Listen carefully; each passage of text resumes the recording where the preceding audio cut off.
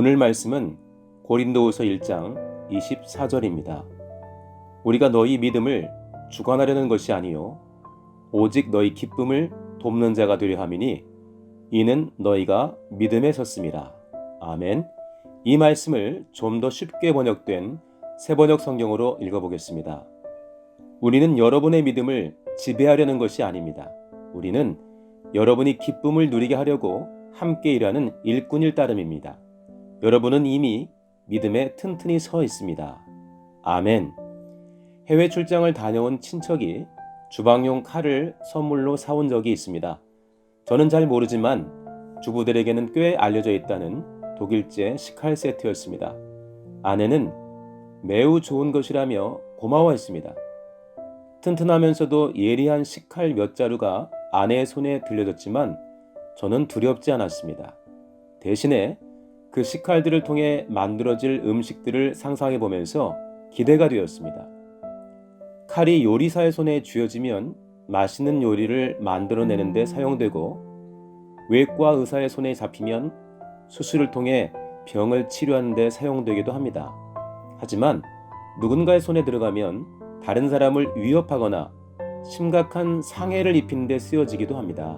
따라서 중요한 것은 칼을 잡아든 사람이 누구며 무엇을 하는 사람인지, 어떤 인격을 가지고 있는 사람인지 하는 것입니다.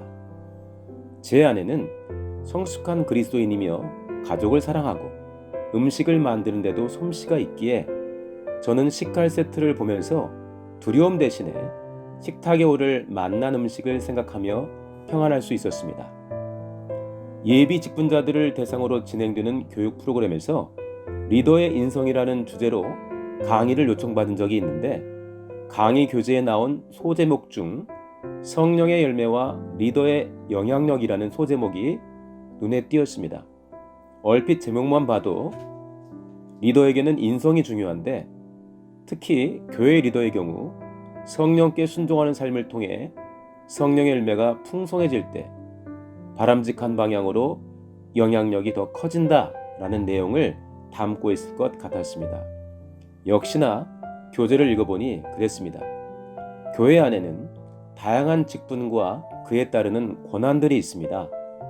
예수 안에서는 모두가 한 몸을 이루는 지체로서 동등하게 중요하지만, 건강한 교회로서의 기능과 역할을 위해 권한에 있어 차이가 나는 직분들이 주어집니다.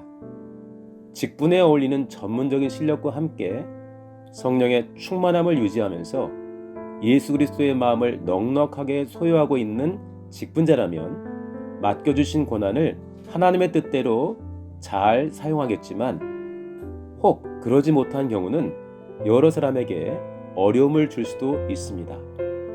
칼이 누구에게, 어떤 사람에게 쥐어져 있는가에 따라 쓰임새가 달라지듯이 직분자가 어떤 인격을 가지고 있으며 그 중심에 무엇을 품고 있느냐에 따라서 그에게 주어진 권한 또한 다양한 결과를 가져오게 됩니다. 그렇기에 리더는, 특히 교회 직분자는 하나님 보시기에 합당한 권한 사용을 위해 많은 노력을 해야 합니다. 섬기는 자로서의 자세를 유지하고 있는지, 아니면 어느새 마음이 높아져 누군가를 다스리거나 지배하고 있지는 않은지 하나님 앞에서 자신을 꼼꼼하게 살펴야 합니다. 권한을 맡겨주신 분은 하나님이십니다. 그리고 그 권한 행사의 대상이 되는 영혼들은 바로 그 권한을 부여하신 하나님께서 대신 죽어주신 영혼들, 즉 하나님께는 하나님의 목숨만큼 소중한 존재들입니다. 교회 안에서 어떻게 권한을 행사해야 할까요? 직분과 권한의 근원이 되시며 영혼들의 주인이 되시는 예수 그리스도의 마음을 심령에 가득 채우면서 성도님들의 기쁨을 돕는 행복한 하늘 일꾼이 됩시다. 하나님 아버지, 성도님들 위해 높아져서 지배하는 직분자가 아니요 하나님의 사랑으로 섬기며 온전하게 세우는 직분자, 신앙과 생활에 기쁨을 돕는 직분자가 되기 원하오니 인도하여 주옵소서.